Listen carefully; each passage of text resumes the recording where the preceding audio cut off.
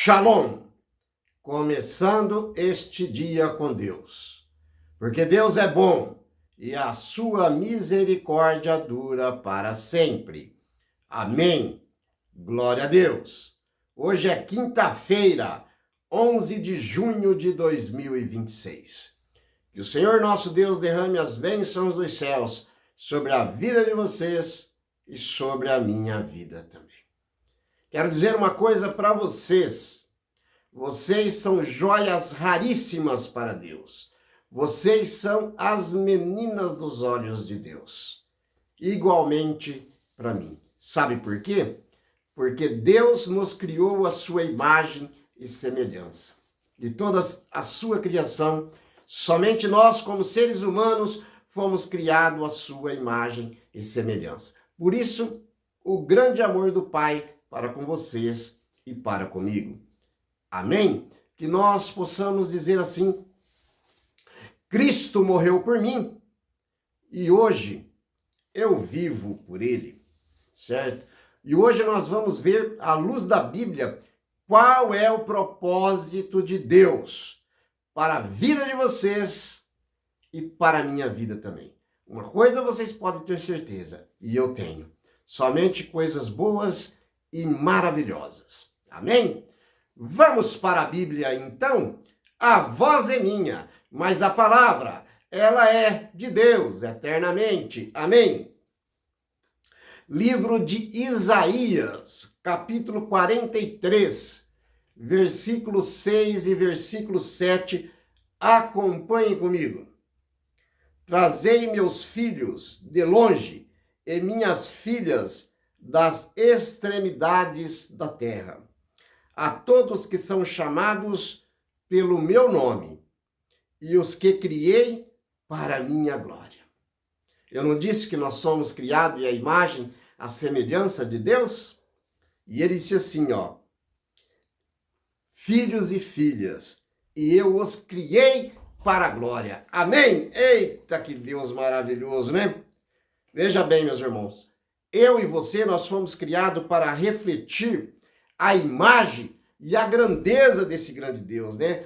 O seu propósito para a minha vida e para a vida de vocês é que nós possamos um dia estar ao seu lado, lá nas mansões celestiais. Eita, glória, que Deus maravilhoso, né? Porque nós fomos preparados para as boas obras, meus irmãos. Nós estamos aqui nesse mundo de passagem. A vida aqui é breve, certo? Preparado para as boas obras. Livro de Efésios, capítulo 2, versículo 10. Lemos assim: pois somos a criação de Deus, criados em Cristo Jesus, certo? Para fazermos boas obras, as quais aqui Deus preparou antecipadamente para que nós a praticássemos. Então veja bem, nós fomos criados, certo? Em Cristo Jesus para praticar as boas obras da salvação, para evangelizar aos pobres, aos cativos de coração, certo? E aqui então, Deus preparou essas missões específicas para a sua jornada, né? Fazer o bem, ajudar o próximo, né? E usar os nossos dons, né? Para também beneficiar aos nossos próximos, né?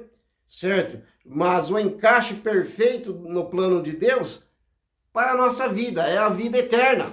E a vida eterna em Cristo Jesus, certo? Que nós possamos viver, meus irmãos, com justiça e com humildade, que nós possamos ser humilde, assim como Cristo deu o exemplo para nós de humildade. Ele esteve aqui como Senhor e Rei deste mundo, mas ele viveu como servo para servir as pessoas. E ele fez isso durante o seu ministério terrestre de 33 anos aqui neste mundo, certo? O livro de Miqueias, capítulo 6, verso 8, diz assim: e ele mostrou ao homem o que é bom, e o que o Senhor exige de você: que pratique a justiça, ame a fidelidade e ande humildemente com o seu Deus, certo? Aqui quando fala assim, e ele mostrou ao homem, aqui é o ser humano, o homem e mulher. Então vamos lá, ele mostrou ao homem, ele mostrou à mulher, filhos e filhas de Deus, o que é bom para vocês e para mim, é o que o Senhor exige de vocês e de mim, certo? Exige não, ele pede, né? A tradução aqui falou exige, mas Deus não exige nada de ninguém. Ele pede, certo? Para você e para mim, que pratiquemos a justiça, que nós possamos amar a fidelidade, que nós possamos andar humildemente com o nosso Deus. Eita, glória, que Deus maravilhoso, né? Veja bem, meus irmãos, o propósito de Deus é envolver o seu caráter, né? Ele quer que você e eu sejamos uma pessoa justa em nossas relações com os nossos semelhantes, né? Que demonstra misericórdia e que reconheça a sua dependência dele diariamente, certo? Então nós dependemos de Deus para viver, certo? O ser humano que ele fala que ele não depende de Deus para viver, ele está enganando a si próprio. Até os ateus, certo? Que não acreditam em Deus, depende de Deus para viver, certo? Porque se Deus fizer assim, ó, um estralo com o dedo, você fica sem oxigênio e morre, certo? Mas Deus não fará isso, lógico. Deus dá oportunidade para que todos se arrependam e sejam salvos, certo? É o livre-arbítrio. Mas a escolha do amor, amados, 1 João capítulo 4, versículo 7 diz assim: amados, amemos uns aos outros, pois o amor procede de Deus, e aquele que ama é nascido de Deus e conhece a Deus. Então veja bem, meus irmãos, o amor, a palavra de Deus diz que nos finais dos tempos, o amor de muitos se esfriaria. E isso já está acontecendo. A gente que trabalha com público, que trabalha com um monte de gente todos os dias, a gente escuta muitas coisas desse tipo, né? Mas, eu vou ler de novo. É Deus falando para mim e para vocês. Amados, amemos uns aos outros, pois o amor procede de Deus. Deus, ele não tem amor. Deus, ele é o amor, certo? Aquele que ama é nascido de Deus e conhece a Deus. E aquele que não ama, não conhece a Deus, certo? A explicação aqui é amar a Deus e amar ao próximo como a ti mesmo, como eu amar alguém como a mim mesmo, certo?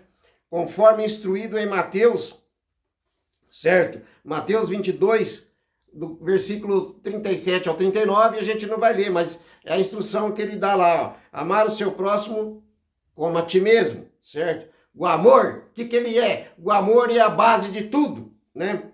O amor é a linguagem principal do propósito divino. É o amor, meus irmãos. É o amor. Eu sempre digo aqui, às vezes vocês estão até cansados de ouvir eu dizer, mas eu vou dizer mais uma coisa. O maior ato de amor para com a humanidade foi a morte de Cristo Jesus na cruz do Calvário, certo? Então, em primeiro lugar, o amor a Deus e depois o amor ao próximo. O amor, ele é o elo para a salvação, certo? E conhecer a Deus, meus irmãos, e ter a vida eterna. O livro de João, capítulo 17, versículo 3, lemos assim: e a vida eterna é esta, que te conheçam a ti, o único Deus verdadeiro, e Jesus Cristo a quem enviastes. Então eu disse, a morte de Cristo na cruz. E esse versículo diz assim, ó: a vida eterna é essa, que te conheçam a ti, o único Deus verdadeiro, não existe outro, e a Jesus Cristo a quem tu enviastes neste mundo, nascido de Maria, nascido de uma virgem, gerado pelo Espírito Santo, certo? Viveu 33 anos nesse mundo e morreu na cruz do Calvário por amor a mim e por amor a vocês, certo? Por amor a toda a humanidade, mas nem todos o aceitam, a morte de Cristo Jesus na cruz do Calvário.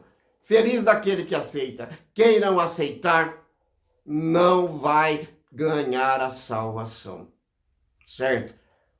Eu falo isso com maior clareza. Se você não aceitar a morte de Cristo Jesus na cruz do Calvário, por amor a você, e você não der valor nisso, então você não tem amor. E quem não tem amor, não entrará no reino dos céus, certo? A Bíblia é clara. E Deus também pede para mim e para vocês, para que nós possamos ser diferente, que nós possamos fazer a diferença aqui neste mundo, que nós temos que ser luz, nós temos que refletir a luz de Jesus, porque Jesus disse, eu sou a luz do mundo, amém? Então vamos para o livro de Mateus, capítulo 5, do versículo 13 ao versículo 16, lemos assim, vocês são o sal da terra, é Jesus dizendo, para mim e para vocês, vocês são o sal da terra. João, você é o sal da terra. Vocês que estão me assistindo, vocês são o sal da terra. E ele fala mais, vocês são a luz do mundo. Eu e você somos a luz do mundo. E nós temos que refletir essa luz, porque essa luz é Jesus. E assim, brilhe a luz de vocês diante dos homens, para que vejam as suas obras, né, as suas boas obras, e glorifique ao Pai de vocês, que é o nosso grande Deus, certo? Que estás aonde? No céu, sentado no trono celestial. Amém? Veja, meus irmãos, o versículo diz, vocês são sal da terra. O que o sal faz? O sal, ele restaura o sabor, certo? Então, nós temos que ser o sal da terra, que restaura o sabor. Nós temos que ser a luz, né? Como diz aqui, vocês têm que ser a luz do mundo. Nós temos que ser a luz do mundo, porque Cristo Jesus é a luz do mundo. Então, nós temos que refletir a luz de Jesus, certo? Já estamos concluindo e viver uma vida cheia de gratidão e de alegria, meus irmãos. Certo? Ó, 1 Tessalonicenses capítulo 5. A gente vai resumir aqui do verso 16 ao verso 18. Acompanhe comigo. Alegrem-se sempre. Orem continuamente, porque a nossa oração é a nossa conversa com o nosso grande Deus. Dei graça, né, a todas as coisas, né, em qualquer circunstâncias. Temos que dar graças a Deus, certo? Pois esta é a vontade de Deus para mim e para vocês em Cristo Jesus, certo? Veja bem, meus irmãos. Nós nos comunicamos com Deus através das nossas orações. É aonde a gente conversa com Deus, é aonde a gente agradece a Deus pelas bênçãos, é onde a gente pede bênçãos, é onde a gente questiona Deus. Muitas vezes a gente questiona Deus por uma coisa que a gente pediu e Deus não concedeu. Mas quero dizer para vocês, aqui fala assim, ó, orem continuamente. Todas as orações, elas são respondidas, meus irmãos. Deus pode responder na hora. Deus pode pedir para você e eu, espere um pouco. Ou ele vai dizer um não, porque talvez aquilo que eu e você pedimos para ele, ele sabe que não é bom para mim e nem para vocês. E muitas vezes Deus demora aí 2, 3, 10, 20 anos para responder uma oração, certo? Eu já vi muitos testemunhos. Por exemplo, o testemunho de uma mãe que orou por um filho durante 10 anos. E ele se converteu depois de 10 anos. Mas 10 anos ela ficou ali, de joelhos dobrados, orando por aquele filho, certo? João capítulo 17 é a oração sacerdotal, de Jesus, pelos discípulos e por nós também. Então, eu convido a você a entregar a sua vida para esse grande Deus, para que assim, eu já entreguei a minha, para que assim nós possamos ser o sal da terra e a luz do mundo, certo? E Jesus está prestes a voltar. E ele não voltou ainda, sabe por quê? Porque ele está esperando você. Você mesmo que está me assistindo aí agora. É você mesmo que eu estou falando, certo? Ele está esperando você se converter e entregar a vida a ele, certo?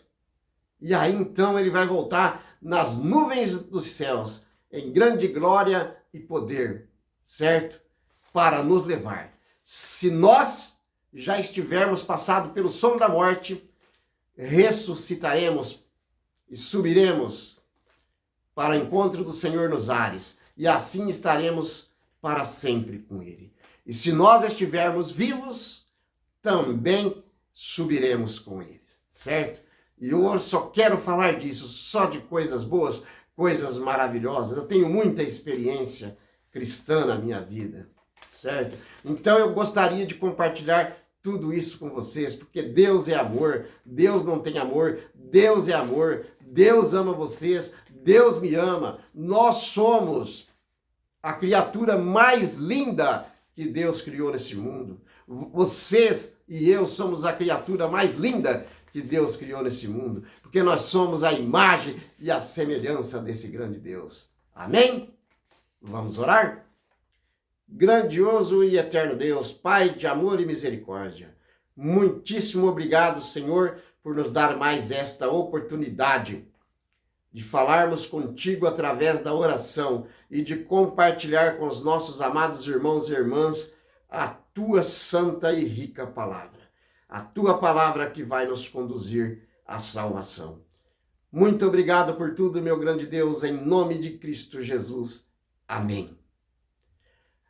A voz foi minha, mas a palavra, ela é de Deus eternamente. Amém. Shalom!